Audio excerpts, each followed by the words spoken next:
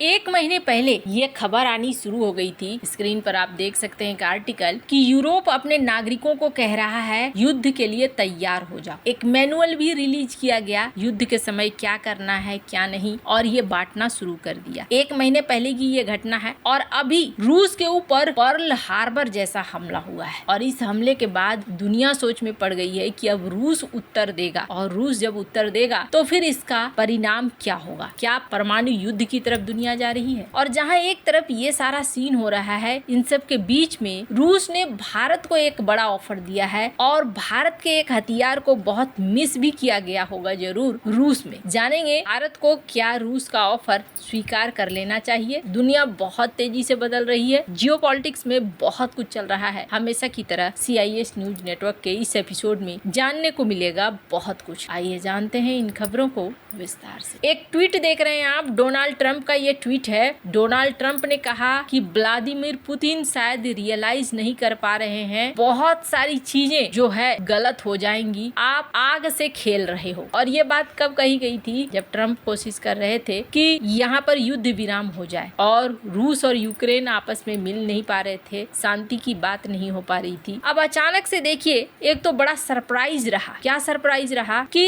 एक तरफ इस्तांबुल जो तुर्की का शहर है, यहाँ पर सेकेंड राउंड की बातचीत हो रही थी शांति के लिए। फर्स्ट राउंड की बातचीत हो गई थी। फर्स्ट राउंड में यूक्रेन और रूस के जो अफसर हैं आमने सामने हुए थे और दूसरे राउंड की ये बातचीत होनी थी 2 जून को, यानी कि आज ये बातचीत होनी है। और इस बातचीत से पहले ही ड्रोन स्ट्राइक कर दिया यूक्रेन ने। और यूक्रेन ने जो ड्रोन स्ट्राइक किया बड़ा ही गंदे अंदाज में किया। और सबसे बड़ी बात यह है कि रूस की कुछ कमजोरियां भी निकलकर सामने आ गई इस युद्ध के बाद। ड्रोन को पहुंचाया गया रूस के ही क्षेत्र में, रूस के क्षेत्र में पहुंचकर यह हमला किया गया। और कहा जाता है कि इस ऑपरेशन का नाम ऑपरेशन स्पाइडर दिया गया, जिसमें रूस के एयरबेस में तबाही मचाई गई। यूक्रेन ने इस भीषण ड्रोन हमले में कथित तौर पर रूस के कम से कम 40 बॉम्बर्स को ही तबाह कर दिया। यूक्रेन का ये हमला उस वक्त हुआ जब बैठक होने वाली थी। यूक्रेन 40 एयरक्राफ्ट को तबाह करने का दावा कर रहा है, जिसमें Tu-95, Tu-22 बॉम्बर्स भी शामिल हैं। ये दोनों एयरक्राफ्ट परमाणु हथियार ले जाने में सक्षम है। यूक्रेन ने इस बात को कबूल भी लिया। यूक्रेन ने कहा कि उनकी जो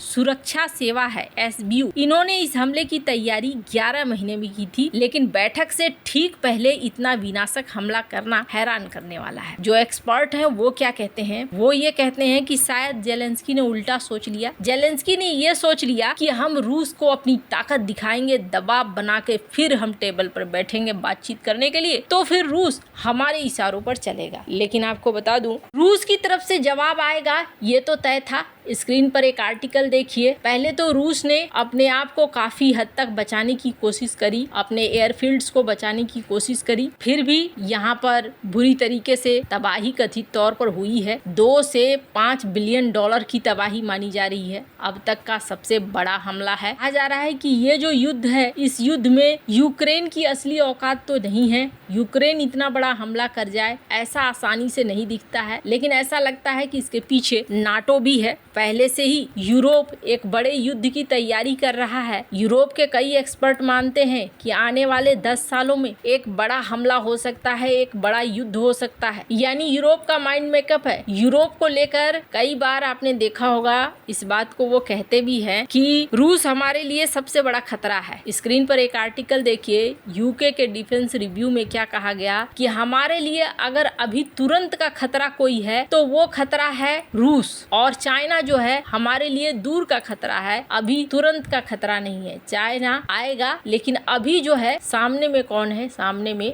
रूस है। तो यहाँ पर ये युद्ध ऐसा माना जा रहा है कि रूस को टारगेट करके भी किया जा रहा है, ताकि रूस को आगे नहीं बढ़ने दिया जाए। इनको लगता है कि एक बार यूक्रेन हासिल कर लिया तो यूक्रेन के बाद फिर ये अन्य देशों पर भी आगे बढ़ेंगे। पर इसके बाद रूस ने भी लॉन्च करना शुरू कर दिया है। रूस ने एयर स्ट्राइक करने शुरू कर दिए हैं। हालांकि आपको बता दूं, ये जो शांति वार्ता है, इस शांति वार्ता को रोका नहीं गया है, बल्कि इस शांति वार्ता को जारी ही रखा गया है। अभी यहाँ पर बातचीत हो रही है, यानी रूस उसी तरीके से चल रहा है जिस तरीके से यूक्रेन चल रहा है। लेकिन ये मोमेंट बहुत बेकार मोमेंट आ चुका है और अब ये युद्ध एक बड़े रूप में बदल जाएगा, ऐसा भी लगता है। वैसे आपको बता दूं, यूक्रेन को एक झटका भी मिला है। रूस ने जिस तरीके से अब उत्तर देना शुरू कर दिया है, ऐसे में देखने को मिल रहा है कि यूक्रेन के आर्मी के कमांडर मेजर जनरल मिखाइलो त्रापदी ने यहाँ इस्तीफा दे दिया है। रूस के हमले में कम से कम 12 यूक्रेनी सैनिक मारे गए हैं, 60 घायल हो गए हैं और यह हमला एक सैन्य प्रशिक्षण स्थल पर हुआ है। भी तो और भी हमले रूस करेगा, यह अंदाजा लगाया जा रहा है कई एक्सपर्ट के द्वारा। हालांकि रूस ने एक चीज को जरूर मिस किया होगा,